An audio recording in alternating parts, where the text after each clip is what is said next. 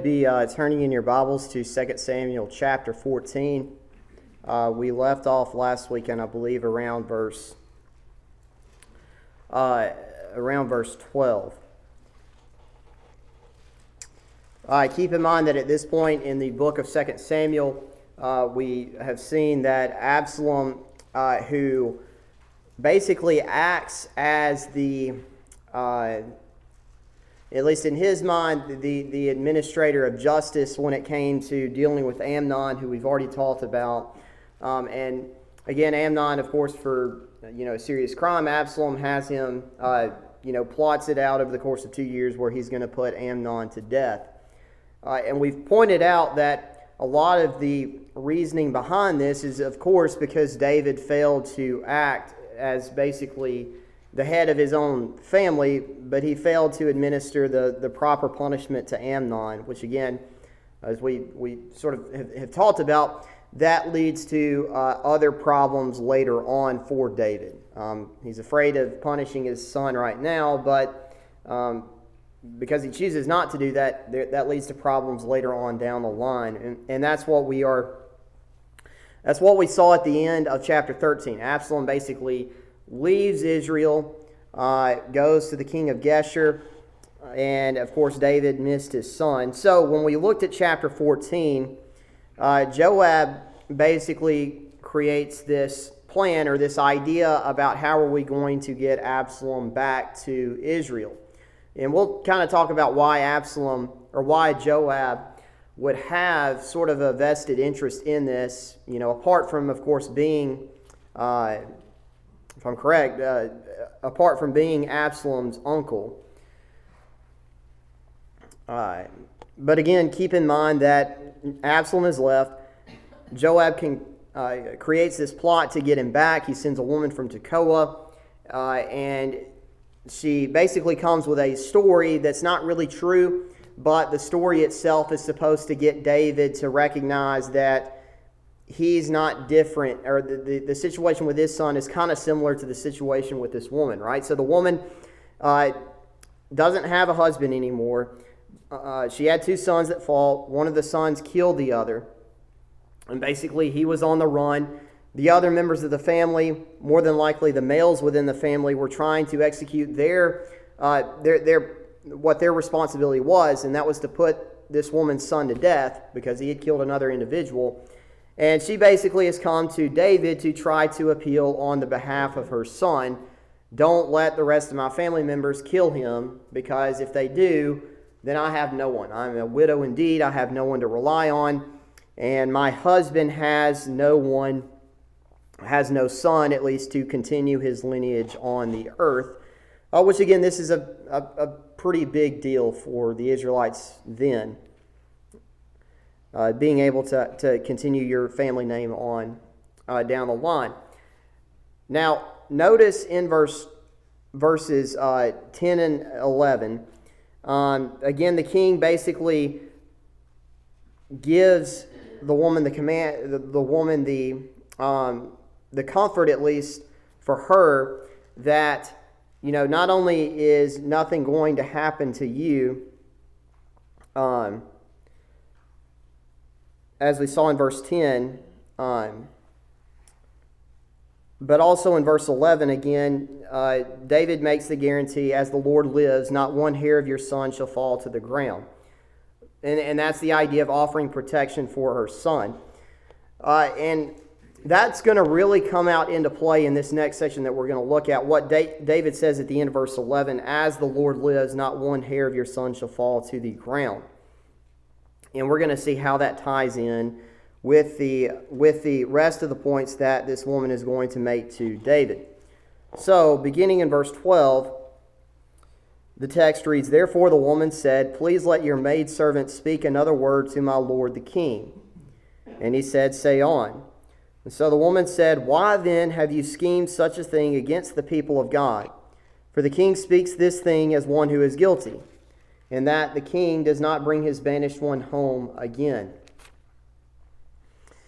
Now, this is sort of where the woman is sort of trying to turn the tables on David, at least trying to get him to recognize that, her story here while she has portrayed it to be important, there's a whole bigger picture going on here that doesn't just involve this woman's supposed scenario, but it also involves the relationship between David, Absalom, and not just these two, but also notice again that she includes the people of God within this, right? Verse 13, why then have you schemed such a thing against the people of God? And we'll note the importance of that here in a moment.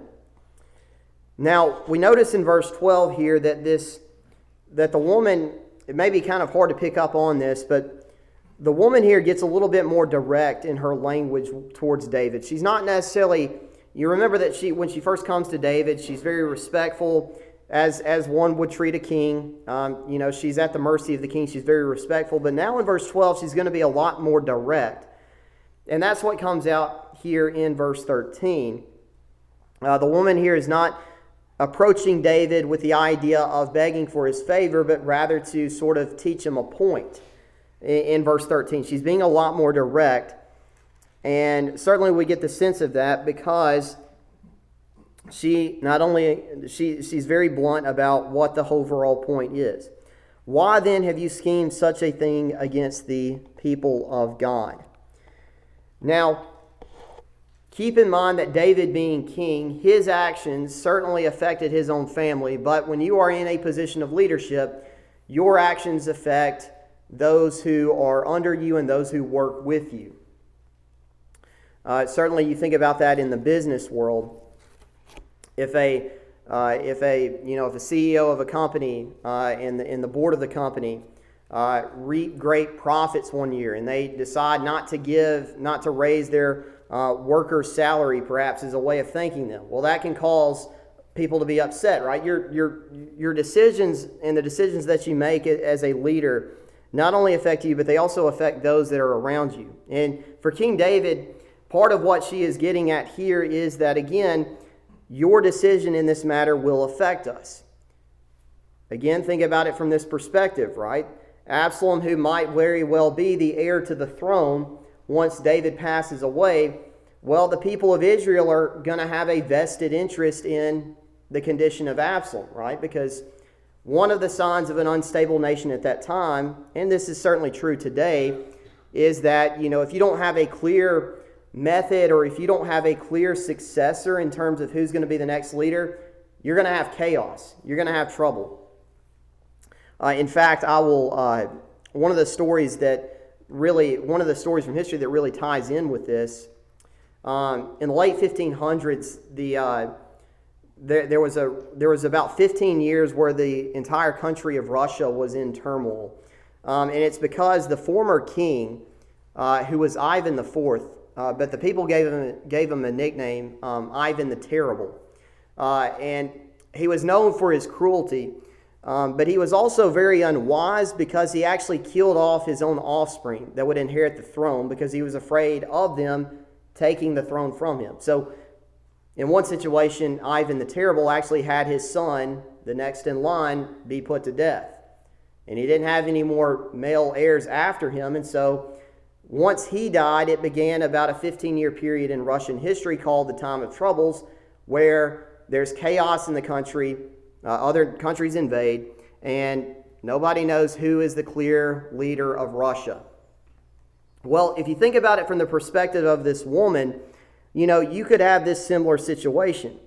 Say David continues and say that David goes and he kills his son Absalom, right? You could have a question about who's going to be the next heir to the throne in Israel. If you have a civil war in Israel with the sons of David competing for the throne, that does not bode well for the people in Israel at all, because things are in turmoil, things are not stable.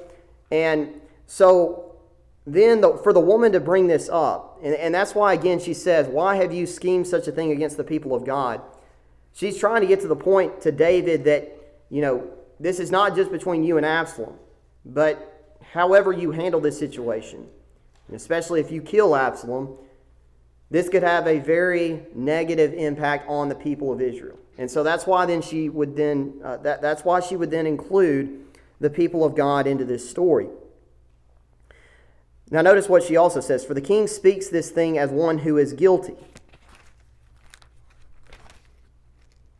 in that the king does not bring his banished one home again. Now, what the woman's pointing out in verse 13 is not just that the people of God are included, but basically that David has, in a way, contradicted himself, at least in a sense. Right? David has already said, I will protect your son. Again, notice the end of verse 11, David made an oath. Right? The phrase, as the Lord lives, is a way of making an oath in the Old Testament. For the king speaks this thing as one who is guilty. He's already made an oath saying that I will not harm this woman's son. But at least in her mind, what she's portraying here is that David could very well put his own son to death. If he does this, he's contradicting himself, is the idea. And sort of David is sort of caught in a sort of I won't say a compromising situation, but he is in a difficult situation. And basically, the woman is pointing out something that we can think about for us, is that sometimes it can be very hard for us to keep the promises that we make. And sometimes if we're not consistent on that, we can contradict ourselves. Remember in Matthew chapter 14, there was a man that made an oath that he was sorry to make. And it involved the killing of another individual. Matthew 14, there was a certain man who made an oath that he ended up regretting because it wound up in a man being put to death. Who was that? Yeah, Herod and John the Baptist, right? Herod didn't necessarily think that poorly of John the Baptist, but keep in mind that in that situation, Herod basically had to fulfill that oath even though he regretted making it. And that's, of course, putting John the Baptist to death. Again, remember in what we would call the Sermon on the Mount, in Matthew chapters 5 through 7, Jesus does give a warning, about making oaths. Certainly don't make an oath that you can't keep, but the whole point is, if you say yes to something, let it be consistent. Let your yea be yea, let your nay be nay. Be consistent in your speech. And that's what the woman is saying here in verse 13. David, you are not being consistent in your speech if you go and pursue and try to kill Absalom, because you've already offered pardon to my son. Why would you then not pardon your own son? So verse 14, for we will surely die and become like water spilled on the ground, which cannot be gathered up again. And she points out a very true statement, a statement that is true for all in life, right? Everyone will die. If you ever spilt water on the ground, there's no way that you're going to put it back into the container and drink it again. There's no way that you can do that. There's no stopping this. But note what she says about God here. Yet God does not take away a life, but he devises means so that his banished ones are not expelled from him. So whereas there are certain things that we have to accept as fact that we cannot change, the woman points out that sometimes God, through his providence, can bring back, in this situation, bring back those who have been expelled from him. Now, who is she talking about here in verse 14? Yeah, she's talking about Absalom, right? So that his banished ones are not expelled from him. Right? That's the whole point. She's connecting her story to David and Absalom. Now, in David's mind here, and you have to wonder, when David hears this woman say, especially this statement about God bringing back his banished ones, you have to think to yourself and consider, is David thinking about himself in this situation? Right? Because remember that David was driven out of Israel by King Saul. Under different circumstances, true, but Absalom was also had to flee from Israel, right? Just like David had to do at one point in his life. And so David, of course, and we've seen this in 1 and 2 Samuel, where God, through his providence, has helped David come to the throne, to be accepted in Israel once again. And you almost wonder in David's mind if he's not thinking to himself that perhaps that God would do the same thing for Absalom in this sense. Although, of course, we know that with the case of Absalom, it's different because Absalom did commit murder. He did take a life. whereas David was innocent from the pursuit of Saul. But she does point out this fact, and perhaps something that stuck in the mind of David. David, in a sense, may be reminded of himself in Saul's pursuit when she makes this statement. So verse 15, now therefore I have come to speak of this thing to my lord the king, because the people have made me afraid. And your maidservant said, I will now speak to the king. It may be that the king will perform the request of his maidservant.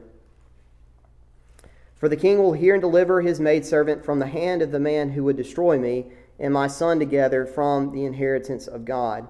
Your maidservant said, the word of my lord the king will now be comforting, for as the angel of God, so is my lord the king in discerning good and evil, and may the Lord your God be with you. Now going back to verse 15, note that she is dealing with this issue, at least this is what she's coming to David and saying. She is dealing with this issue because the people have made me afraid. Now, this could refer to the fact that she is going back to her story where she is afraid of her family members put her son to death. But also keep in mind that the news of Absalom being on the run from David, this is again an event that is not just contained within David's family. You know, sometimes we like to keep disputes and sort of embarrassing fallouts within our own family. We don't like to talk about it outside of our relatives. But when you're in a position of prominence like David, the news of this type of activity is going to get out.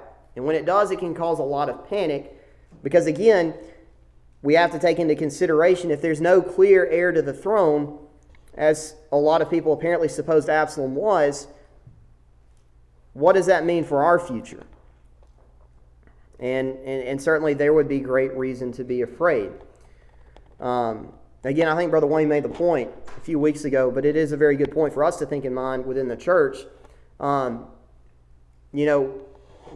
way that the church is set up, certainly we have elders that are overseeing the flock, but the true leader of the church is Christ. And you don't have to worry about Christ dying or his word becoming ineffective or him changing his mind. We don't have to worry about any of those things because we always have a clear leader. There's no question about how the leadership of the church is structured. You know, sometimes unlike other churches where their leadership is different and they try to maybe put a person in position where you don't have biblical authority to do that. You know, sometimes things can be very inconsistent in that situation, right? Look no further than the Pope in Catholicism, where over the course of 100 years, the various popes have certainly changed some of the doctrines of Catholicism in that way. And again, when you don't have a clear foundation for your leadership, you can have problems that develop like that. Well, that's one thing that in the church we shouldn't have to worry about if Christ is indeed the head of the church and we treat him as such. We don't have to worry, we don't have to be afraid about turmoil within the church if we treat Christ as the head. But for them, they were worried about that. But now again, she has confidence, or at least she thinks she has confidence that David will carry out her request. For the king will hear and deliver his maidservant from the hand of the man who would destroy me and my son together from the inheritance of God. So not only would the king protect her, but now she is getting at the point that she has confidence that David would also protect her by welcoming back Absalom into Israel. A lot of times the statement, the inheritance of God in the Old Testament, was used either to talk about the preservation of a family's lineage, or it was about the preservation of a people's property. And so naturally, there are two ways that would work. Obviously, if she still has her son, she would be in a better position to keep her land, but also because if you have consistent leadership, you don't have to worry about civil war and other countries invading, things like that. So she has confidence in David, right? So again, verse 17, that he can discern good and evil. May the Lord your God be with you. Then the king answered and said to the woman, please do not hide from me anything that I ask you. And the woman said, please let my lord the king speak. So now we see that David has sort of figured out what's going on here, right? It's no longer about this woman and her son. At this point in time, he recognizes that there is some ulterior motive here, and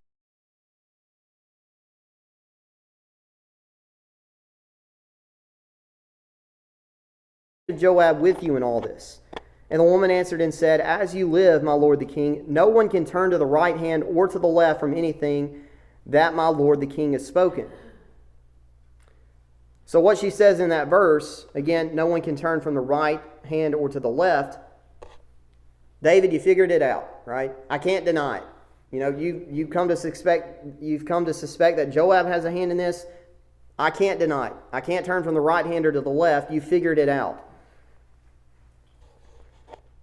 For your servant Joab commanded me, and he put all these words in the mouth of your maidservant. To bring about this change of affairs, your servant Joab has done this thing. But my Lord is wise, according to the wisdom of the angel of God, to know everything that is in the earth. And the king said to Joab, All right, I have granted this thing. Go therefore, bring back the young man Absalom. So instead of David necessarily being angry, he decides to fulfill this. He decides to go and fulfill basically this request really of Joab to bring Absalom back, at least to basically grant him full pardon, and to let David know, and for David to let Absalom know that he has been granted full pardon. And that is what he then goes to do. Notice verse 22, Joab comes in. Then Joab fell to the ground on his face and bowed himself and thanked the king. And Joab said, Today your servant knows that I have found favor in your sight, my lord, O king, in that the king has fulfilled the request of his servant. So Joab arose and went to Geshur and brought Absalom to Jerusalem. And the king said, Let him return to his own house, but do not let him see my face. So Absalom returned to his own house, but did not see the king's face. Now next week, we'll get more into talking about when David and Absalom sort of reconcile together. But notice in this particular case that David, again, agrees with Joab. At least the best course of action here is to bring back Absalom. Now, keep in mind that Joab sort of, again, might have a particular interest in this case beyond just being the advisor to David. Remember that back at the very beginning, at least within the first few chapters of 2 Samuel, remember that Joab had a particular person put to death, or he killed a particular person. And who was that individual?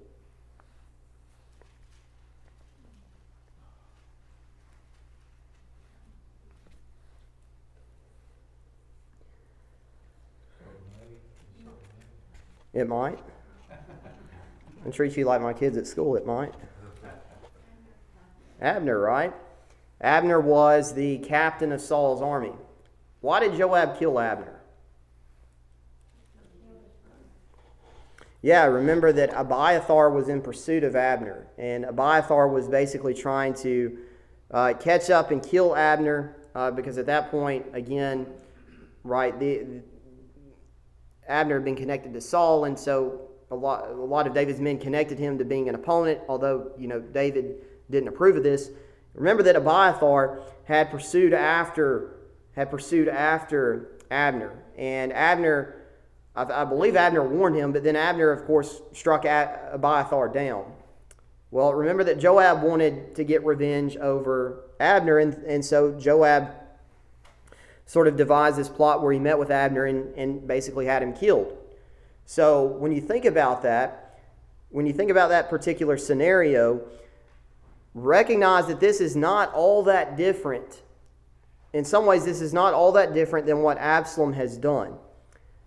Remember that Joab didn't receive any type of major punishment, right? We don't read about Joab being put to death, right? David didn't do that. And so Joab went and killed another individual on behalf of his brother David, or on behalf of his brother Abiathar. Now keep that in mind. Keep in mind what Absalom has just done. right?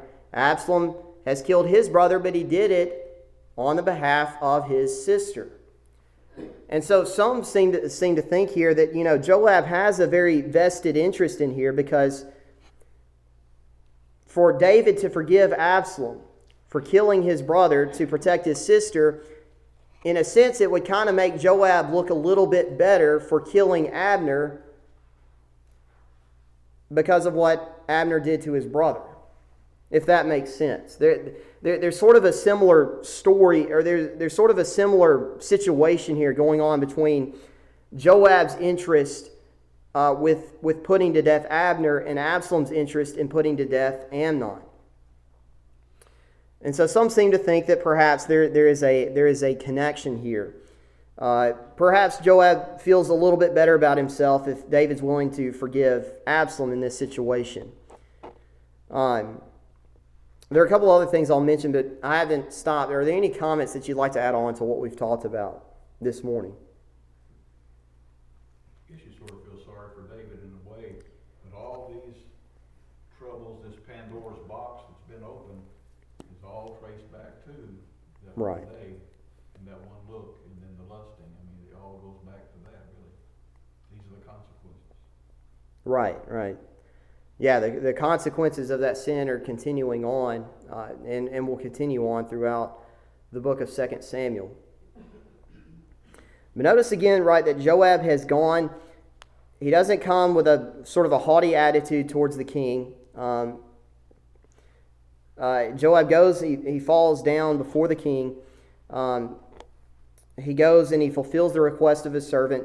So Joab is the one that goes to Geshur and brings Absalom back to Jerusalem. Now it is interesting here that David does not want to see him, right? Let him return to his own house, but do not let him see my face. And so Absalom returned to his own house, but did not see the king's face. Now, again, you think about this situation. We know that at the end, or at least at the beginning of 2 Samuel 14, why did Joab create this whole plan to begin with? When you go back to the very beginning of the chapter, why did Joab create this whole plan to begin with? He knew that David really wanted or loved Absalom, even though they're estranged. His heart has gone out to Absalom. Yeah, remember in verse 1, right, that David's heart was concerned about Absalom. He could not stop thinking about his son that was now living in the land of Geshur. And that's the whole point behind why Joab went and concocted this whole plan and basically gets Absalom to come back to Jerusalem. And we talked about perhaps that being a way to help David sort of refocus his attention on the country as a whole, because he's not having to worry about what's going on with his son. Again, David, as any concerned father would be worried about his son in this situation. But now that's over with. But it is interesting to note that David doesn't want to see Absalom yet. And we'll see that going into next week when David will see him face to face. But again, perhaps David just at a point where he's not ready to see Absalom yet, right? Because again, Absalom was responsible for the death of one of his own sons.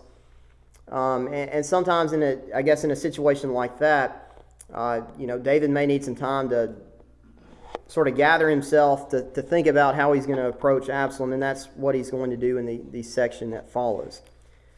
Now, when we think about this entire section as a whole, what we've looked at, verses 12 really, down through verse 24, there are a lot of things that we could overall point out within this passage as points of application that we really need to think about, but I want to think about at least a couple of things before we close this morning. First of all, I do want to go back to this idea that when it comes to our speech, we have to be consistent in it. And when you think about the situation that David is in, and when we think about the situation that we as Christians are in, the only way that we can be consistent in our speech as Christians is to rely on what the Bible says. When we get into a difficult matter, a matter of judgment, where, it may seem like there's a right or wrong answer, A lot of times the Bible is very clear about what the right answer is. And a lot of that depends on our willingness to study the Word of God. And again, David was caught up in a situation where it seemed like he contradicted himself. And part of the reason why is because, as we saw last week, Absalom in that situation was guilty of murder.